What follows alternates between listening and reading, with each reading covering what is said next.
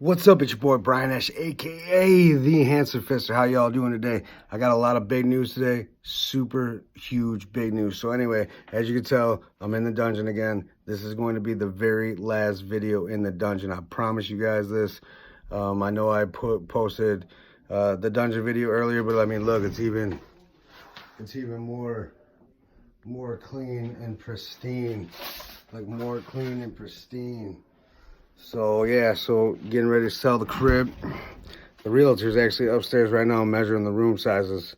And Saturday, his photographer's coming to take pictures, which is going to be really cool. So hopefully this sells really quick so we can move on to the next steps. So I'm thinking probably in August we'll be moving out. So anyway, let me get back to the big news. So number one, my boy Eyeball, the Wave Lord. Last night at 10:45 p.m., a king was born. His son was born at 10:45 p.m. I'm not going to divulge the name or, any of the details, but, congratulations to Eyeball. Everybody, put a like for Eyeball for having a son and being super happy and living his dreams, baby. Yeah, congrats, dog. I appreciate, I love you. I appreciate everything. So, more big news, huge news. The GF1 Game Fixers YouTube channel is over 1,000 subscribers. So big props to that. When I started working with them, they had less than 500, so like 480, 490, and now they're over 1,000. They almost have 11,000 subscribers. So all the hard work and grind that the GF1 people have been, GF1 Studios has been putting in, I applaud every single one of you guys. I appreciate all of the support and all of the love you guys have shown me through my shit and what I got going on, and being patient with me and some of the shows that we've been that I've been lacking on. So I appreciate you guys. We'll keep grinding. Actually, in about an hour, we're doing 2 more Killer Cuts of Sick Tapes podcast. We still, we just posted the Trump Music 3. I think next is Kesha Rainbow. And then we got a couple good ones for you coming up today. And so it's going to be really sweet. So, you guys watch it, pay attention. It's crazy shit. And comment on what you guys think about that. Also, I'll be posting all of the Killer Cut Sick Tapes, podcast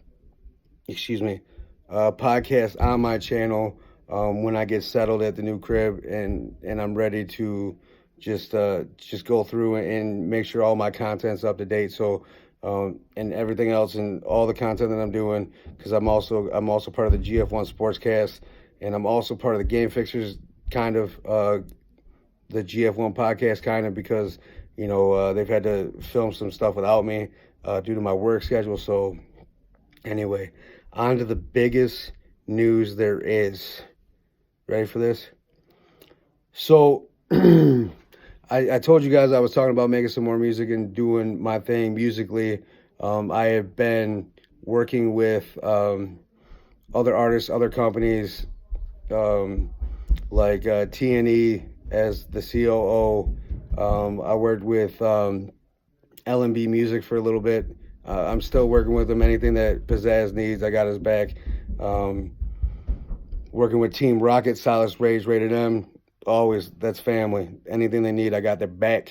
You know what I'm saying? I got their back. So, but anyway, I was approached to do, I was approached by Eyeball, the owner of T&E, The Nations Entertainment, and he was like, yo, bro, like, I got this idea, and I want to pitch it to you and let me know what you think. I'm like, all right, cool. He's like, what if I gave you a marketing distribution deal and signed you to do a marketing distribution deal through The Nations Entertainment, so you don't feel the burden of the whole project and the whole project spending on your own? He's like, we just do it how we normally do it. We just, once the music's where we need it to be and where it's at, we put it out. I was like, shit, hell yeah, let's go. Let's do it. So anyway, he gave me the initial contract last week. I read through it. I liked some of it, didn't like some of it. So we went back, we negotiated back and forth. And so we officially decided on the terms and conditions. So as soon as, the lawyers and shit read through it and stuff on T&E side, I'm going to sign a marketing distribution deal with the Nations Entertainment. It's going to be a 2 EP deal or 2 album deal to for them to go with, a company option to extend it or my option to extend it or go somewhere else.